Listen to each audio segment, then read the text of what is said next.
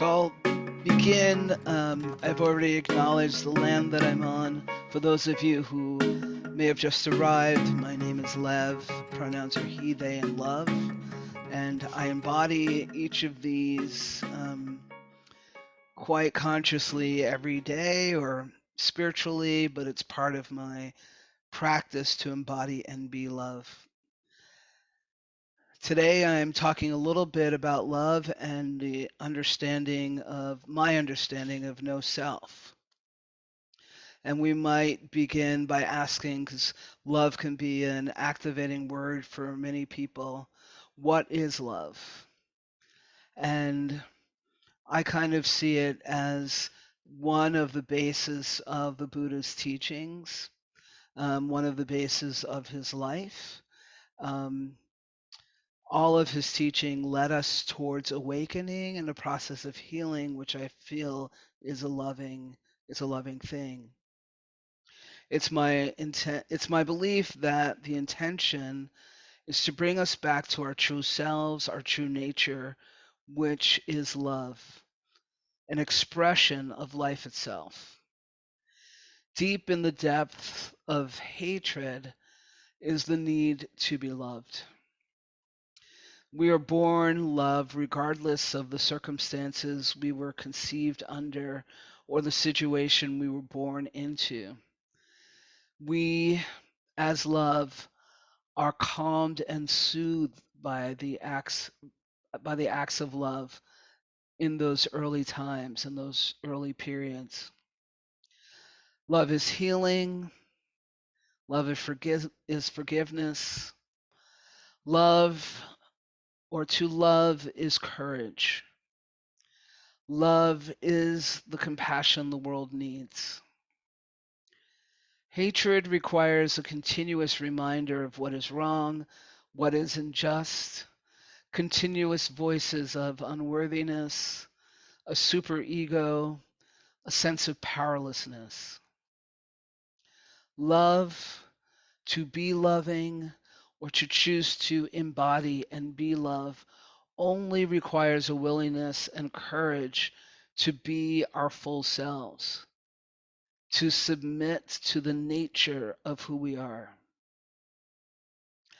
And I'm talking about the kind of courage that would pull you from your castle, the castle of ignorance and comfort, to see fully the experience of life itself.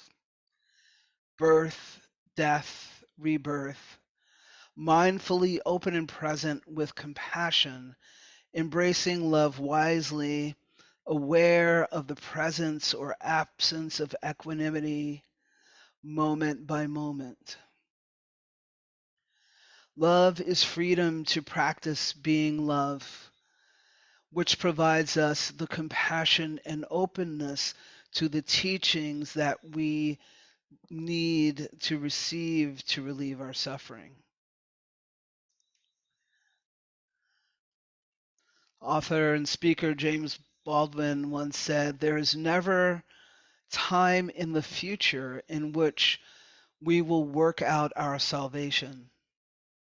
The courage is in the moment. The moment is always now." It requires honoring our past, the understanding that it is simply our teacher. Without it, we may not be here. And if we could have been here earlier, we would have been.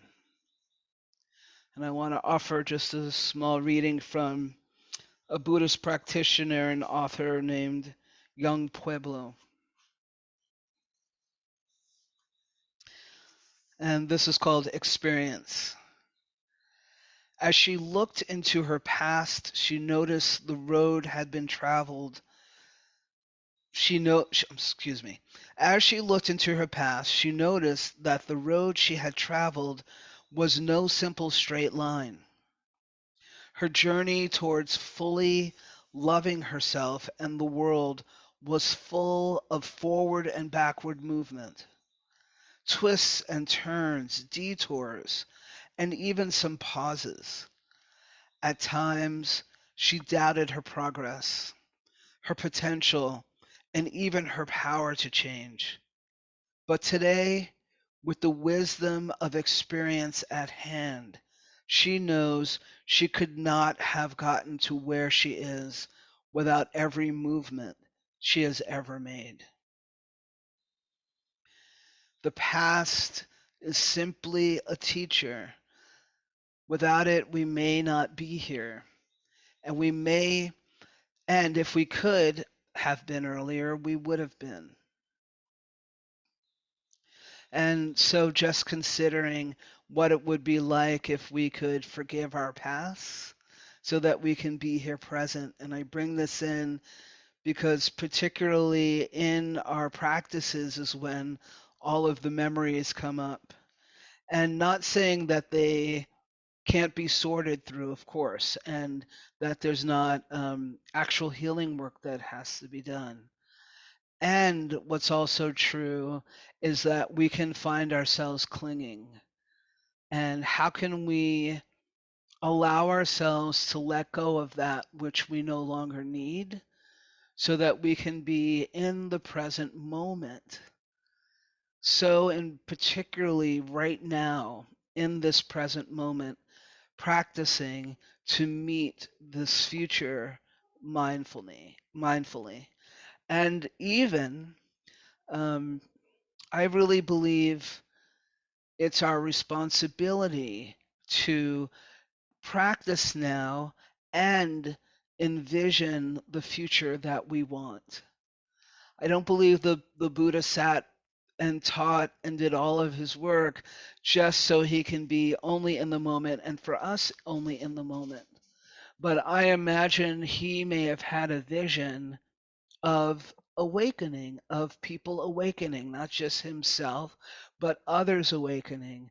What's your vision for you and what's your vision for the world is a question we, I believe, can ask frequently, not once a year or every few months, but what is my vision for myself today and how can I in this body, in this mind, with this heart, impact the experience of others.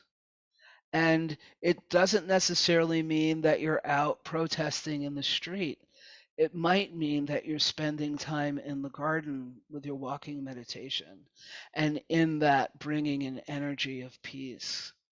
It might be that you have to wrestle with something in the past and doing so with another person because your healing, our healing, is the only way the world heals. Through our through our wise mind, wise consciousness, wise practices, wise understanding, that's how we will heal and create the world we live in.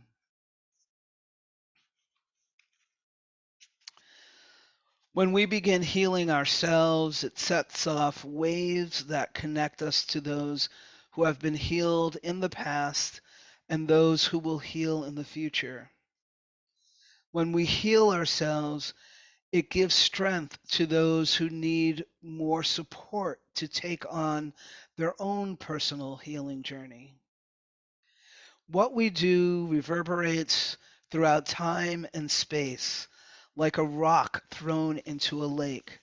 The circles it creates moves in all directions. And that is an untitled, again from the same book that I'm reading from Young Pueblo.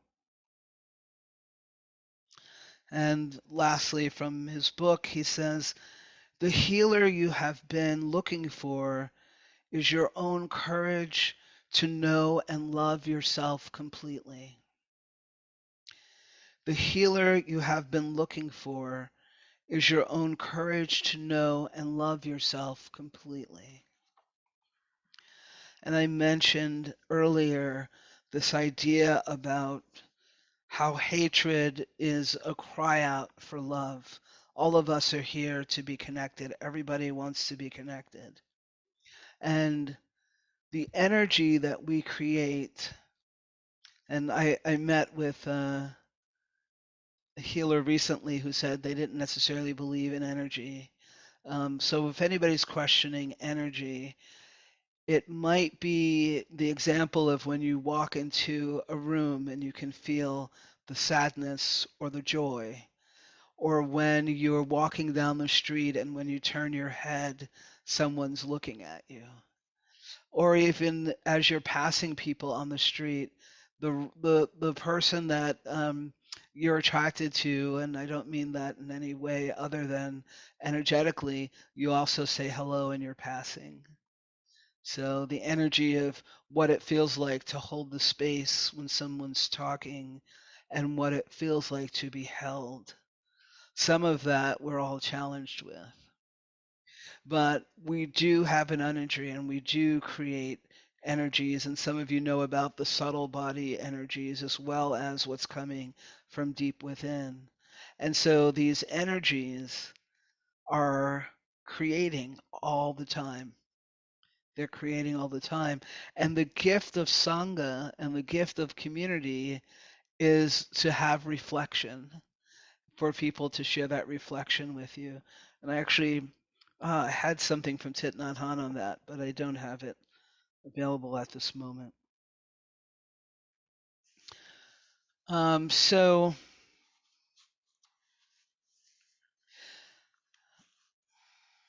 what do we do with, uh, well, I think I'll just read this piece. It's a little, oh, it explains itself. And this is from Thich Nhat Hanh's book on true love. It says, we have to learn the art of transforming compost into flowers. Look at a flower. It is beautiful. It is fragrant. It is pure. But if you look deeply, you can already see the compost in the flower. With meditation, you can see that already. If you do not meditate, you will have to wait 10 days to be able to see that. If you look deeply at the garbage heap with the eye of a meditator, you can see lettuce, tomatoes, and flowers. This is exactly what the gardener sees when he looks at the garbage heap, and that is why he does not throw away his waste materials. A little bit of practice is all you need to be able to transform the garbage heap into compost and the compost into flowers. The same is true of mental formations, which include flowers like faith, hope, understanding, and love. But there is also waste material like fear and pain. The flower on its way to becoming is on its way to becoming refuge, but the refuge is also on its way to becoming a flower. This is the non-duality principle of Buddhism. There is nothing to throw away. And so we can also relate this back to the little piece I read about experience and about the woman who sort of stumbled and fell and got up again to get to where she is. Um, and I know for me, and I believe in many of our practices, some of it is how do we put down the dead flowers because we can get addicted to them? How do we put down some of the memories that we may have already worked through, but for some reason maybe we're attracted because it kind of keeps us busy.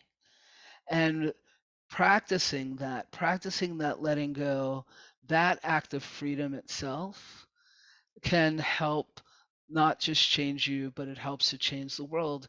We begin, taking that garbage, and I'm not saying putting it in a negative way, but taking that waste that no longer needed and allowing it to blossom into flowers. And I am sure many of you have experienced that and may be experiencing that now. And we're familiar with the words radiate boundless love towards the entire world.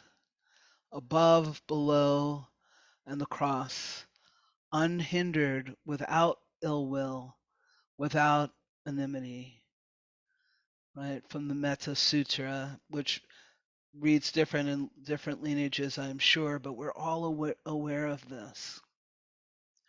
So when I'm talking to folks that I'm a little bit more familiar with, I'm feeling a little shy about knowing a lot about Zen practice. One of the things that I encourage people to do is to consider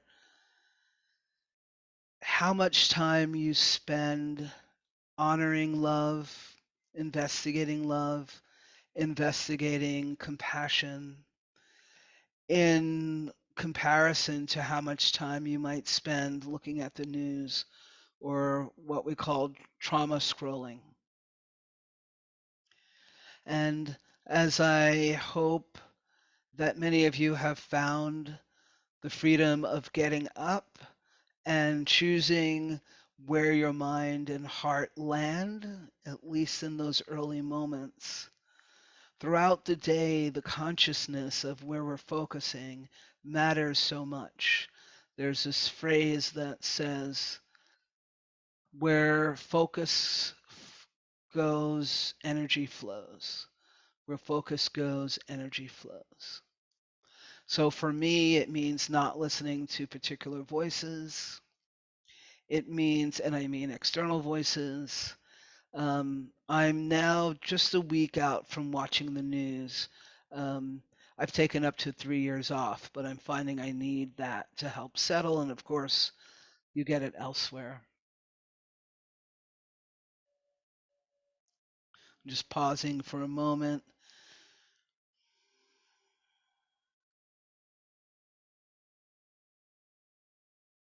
I'm thinking of this phrase that love wants nothing but to love. Love wants nothing but to love. And we know that there's a certain amount of courage it can take to love in a broad way or love particular people. And that gets easier when we commit to loving ourselves, when we commit to being, as you've heard many times, the world that we want to live in. When we learn to really be present and accept what is, even as that what is may need change. We have the wisdom to change from a grounded place of acceptance versus from reaction.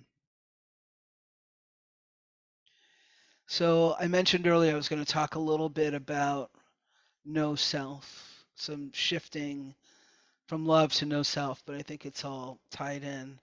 And I wrote this little piece after having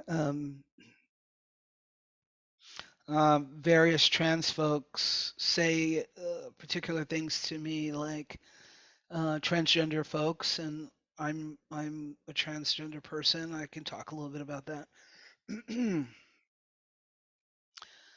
Will they erase us? Are they going to kill us? What about the children? And how can I love myself?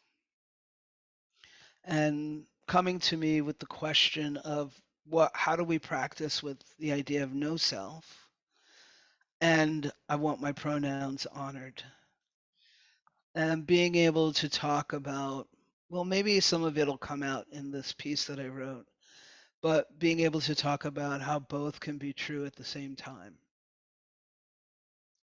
And this begins, I am not my body. I am of the heavens and the earth.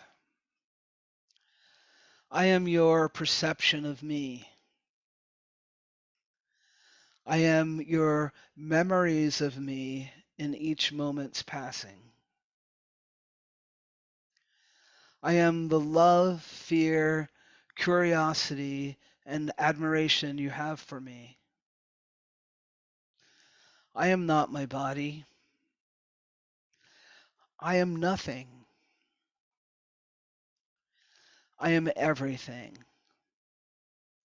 I am nowhere because I am everywhere. I am in your breath. I am the earth. I am the trees. I am the water. I am the books upon your shelf, the dishes in your cabinets, the shoes on your feet. I am the fruit and plants in your garden. I am the butterfly, the spider, and the bee on the blossoming flower.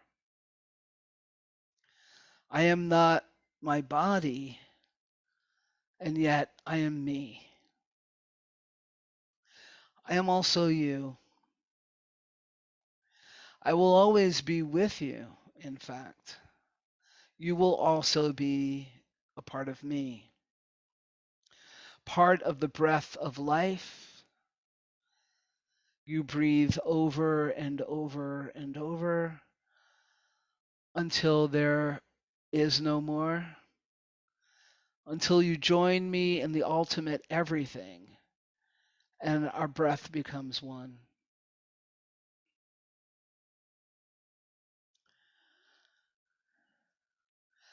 So imagine yourself first choosing to be love.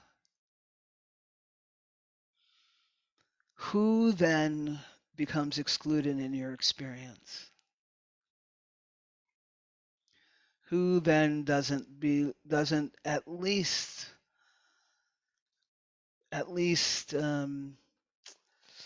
encourage your, if not respect, but at least acceptance for who they are? And then of course respect might be the next. Who doesn't deserve to be accepted? If you're being love, who do you exclude? If you're being compassionate, who doesn't belong as part of your experience? And the other, I once heard the Dalai Lama say his religion was compassion, and compassion is also what I want to be.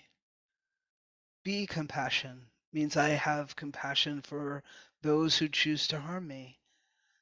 Wisdom tells me they are in pain, they are hurting, they're not healing, they don't love themselves. How can I not have compassion for someone who has a fear of loving themselves? How can I have compassion for someone who has fear of having compassion for themselves, even as that lack causes harm, detrimental harm to others? All right, I'm going to wrap up in about 2 minutes. This is a long time to talk. Um, let's see. Hmm.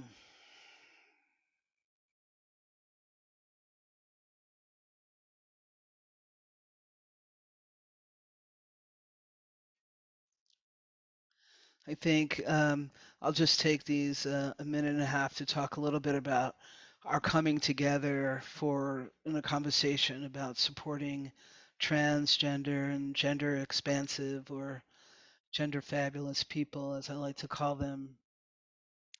And we come together because I'm hoping that we want to gain a better understanding of what the experience is.